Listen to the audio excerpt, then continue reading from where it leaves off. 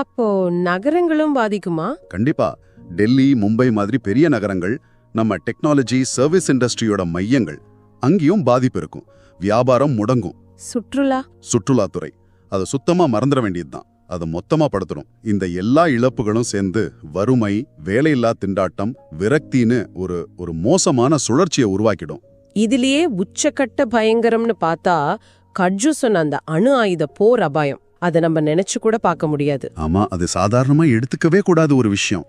ஒருவேளை சின்ன அளவுல அணு ஆயுத பயன்பாடு நடந்தா கூட நினைச்சு பாருங்க, பெரிய நிலப்பரப்பு வாழவே தகுதியில்லாத இடமா மாறிடும். ஐயோ, மண்ணு தண்ணி எல்லாமே விஷமாயிடும். அந்த மாதிரி ஒரு பேரழிவுலேருந்து மீண்டு வர்றதுக்கு எவ்வளோ செலவாகும்னு கணக்கு போடவே முடியாது.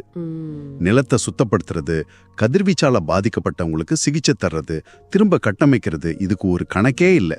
உலக அளவுல என்ன ஆகும்? அது மட்டும் இல்லாம உலக நாடுகள் நம்மள தனிமைப்படுத்த வாய்ப்பு இருக்கு. பொருளாதார தடைகள், வர்த்தக தடைகள் வரலாம். அமெரிக்கா, ஐரோப்பா, ஜப்பான் மாதிரி முக்கியமான கூட்டாளி நாடுகளோட உறவு கெட்டு போகலாம். டெக்னாலஜி, எரிசக்தி, வெளிநாட்டு மார்க்கெட்னு நமக்கு கிடைக்கிற பல விஷயங்கள் தடைப்படலாம். நாம கனவு காண்ற அந்த $5 ட்ரில்லியன் பொருளாதாரம், அதெல்லாம் வெறும் கனவா போயிடும்.